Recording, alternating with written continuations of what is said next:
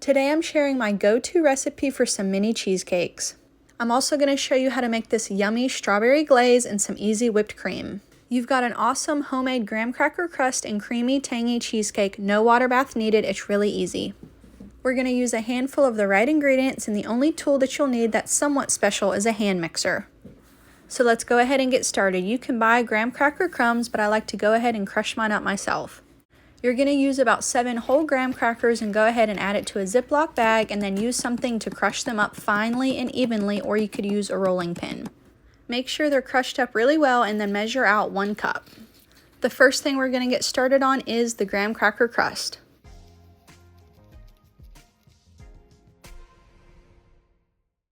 So go ahead and add those to a large mixing bowl and then add in 1½ tablespoons sugar, and be sure to mix those two together first before adding 3 tablespoons of melted butter a little bit at a time and whisking. Preheat your oven to 350 degrees and get out your muffin tins. We're going to be using 12 total for this recipe. Add some cupcake liners to your muffin tins and start to add in that graham cracker crust. I like to start off by adding 1 tablespoon each and then going back and adding another tablespoon, making them as even as possible. We're going to cook this crust for just a few minutes, so you want to make sure that it's packed down well.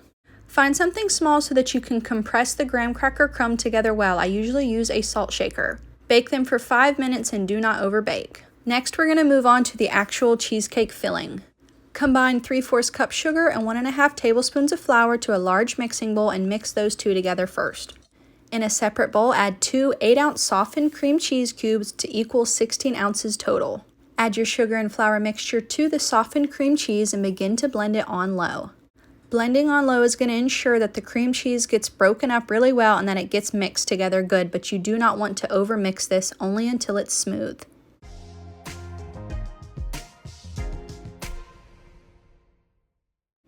It'll take about 2 minutes to get smooth, and we can go ahead and move on to the rest of the ingredients.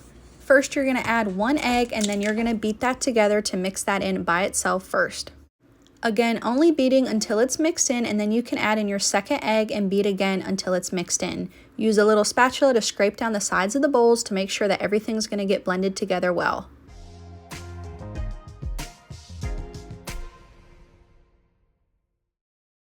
Next, we're going to add 1/4 cup of heavy cream and 1/4 cup of sour cream, as well as 1 teaspoon of vanilla.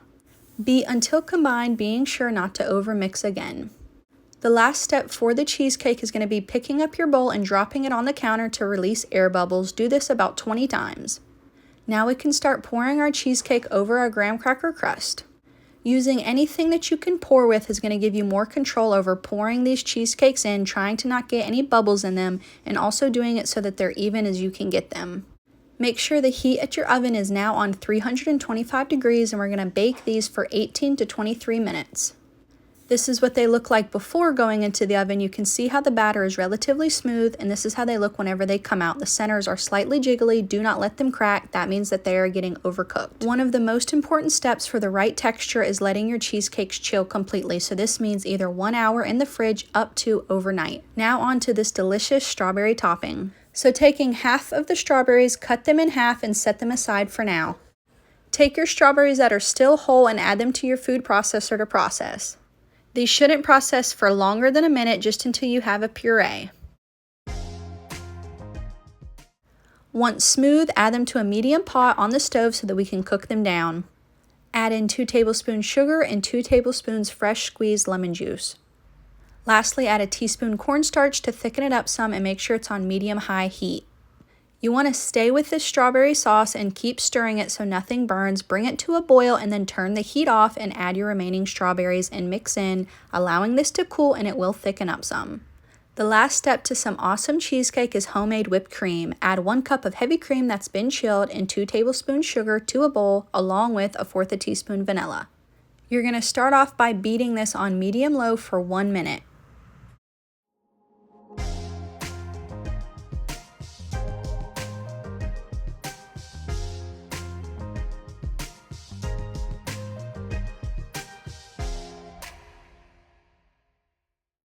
We're then going to increase the speed to high and beat for 1 to 2 minutes until very stiff peaks form.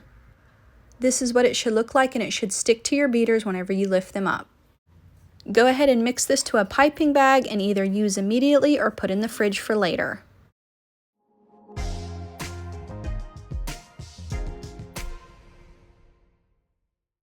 Now it's time to finish up our cheesecakes with adding some topping. I really love this recipe because you have your cheesecake and you can play around with the toppings and do a lot of different variations. I love the way fresh strawberry pairs with cheesecake, and the lemon juice really helps to lift the strawberry flavor so that it tastes incredible. So I'm adding some strawberry sauce and then adding a strawberry on top. And I'll finish off by piping some of that fresh homemade whipped cream right on top.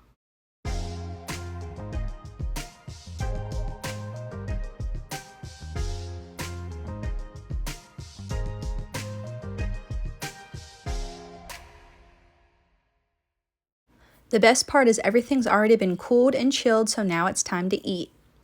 These cheesecakes are perfectly balanced, they're rich and creamy and have irresistible flavor. Everyone that's ever had one loves them and wants me to make them again. They hold their shape well by still being amazingly melt in your mouth. Thanks for watching this recipe on how to make these awesome mini cheesecakes, and be sure to subscribe for more recipes like this. Y'all enjoy!